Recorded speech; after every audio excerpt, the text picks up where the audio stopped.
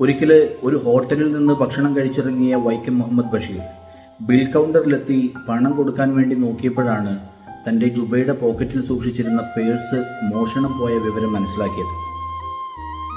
എന്റെ പേഴ്സ് എവിടെയോ നഷ്ടപ്പെട്ടു, അല്പസമയം തന്നാല് ഞാൻ വീട്ടിൽ പോയിട്ട് പണം എടുത്തുകൊണ്ട് തിരിച്ചു വരാമെന്ന് പറഞ്ഞ ബഷീറിനോട് ക്യാഷ്യർ പറഞ്ഞത്, താൻ തിരിച്ചു വന്നില്ലെങ്കിൽ ഞങ്ങൾ എന്തു ചെയ്യും, അതുകൊണ്ട് തന്റെ വസ്ത്രം ഇവിടെ അഴിച്ചു വെച്ചിട്ട് പോയിക്കോളൂ എന്നാണ്.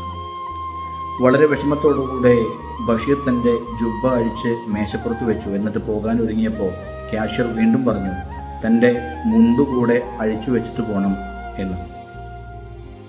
ആരെങ്കിലും ഒരു 10 രൂപ കൊടുത്ത് തന്റെ മാനം രക്ഷിക്കാൻ മുന്നോട്ട് വരുമെന്ന വലിയ പ്രതീക്ഷയില് ആ ഹോട്ടലിൽ ഭക്ഷണം കഴിച്ചുകൊണ്ടിരുന്ന ഓരോ ആളുകളുടെയും മുഖത്തേക്ക് ബഷീർ മാറി മാറി നോക്കി.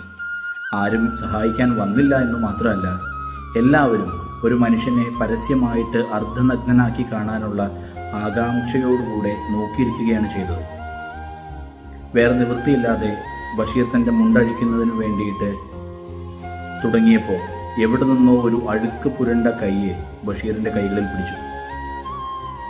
ഒരു 10 രൂപയ്ക്ക് വേണ്ടിയിട്ട് ഇങ്ങനെയാണോ ഒരു മനുഷ്യനെ അപമാനിക്കുന്നത്, നിങ്ങൾക്ക് നാണമില്ലേ എന്ന് ചോദിച്ചുകൊണ്ട് ഒരു 10 രൂപ ഈ ക്യാഷ്യറുടെ നേരെ എറിഞ്ഞു കൊടുത്തുകൊണ്ട് ആ മനുഷ്യൻ ബഷീറിനെ കൂട്ടിക്കൊണ്ട് പുറത്തേക്ക് പോയി.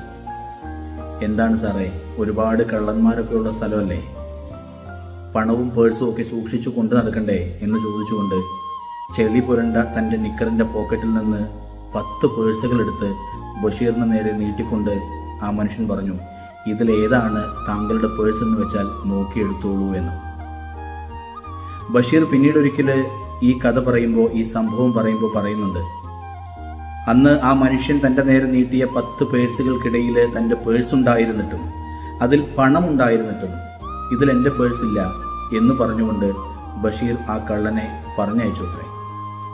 ഒരു മനുഷ്യന്റെ മാനം പരസ്യമായി നഷ്ടപ്പെടുന്നത് തടയാൻ കഴിയുമായിരുന്നിട്ടും വെറുതെ നോക്കി നിന്ന സമൂഹത്തിൽ മാന്യരെന്ന് വിളിക്കപ്പെട്ടിരുന്ന, യോഗ്യരെന്ന് കരുതപ്പെട്ടിരുന്ന ആ ആളുകളിലാണോ, അതോ ഒരു കള്ളനായിരുന്നിട്ട് പോലും, ചിലപ്പോൾ താൻ പിടിക്കപ്പെടും എന്നറിയാമായിരുന്നിട്ട് പോലും പരസ്യമായിട്ട് ഒരാള് അപമാനിക്കപ്പെടുന്നത് കണ്ടു നിൽക്കാനാവാതെ അയാളെ സഹായിക്കാൻ, അത് തടയാൻ മുന്നോട്ട് വന്ന ആ കള്ളനിലാണോ യഥാർത്ഥത്തിൽ മാന്യത കുടികൊള്ളുന്നത് എന്ന് ബഷീർ നമ്മളോട് ചോദിക്കാതെ ചോദിക്കുന്നുണ്ട്.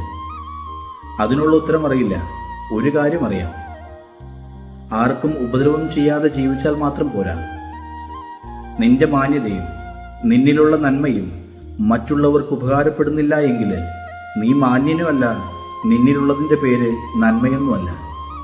പഴയൊരു ചൊല്ലുണ്ട്, കുളിരുമ്പോളില്ലാത്ത കമ്പിളി പിന്നെന്തിനാ.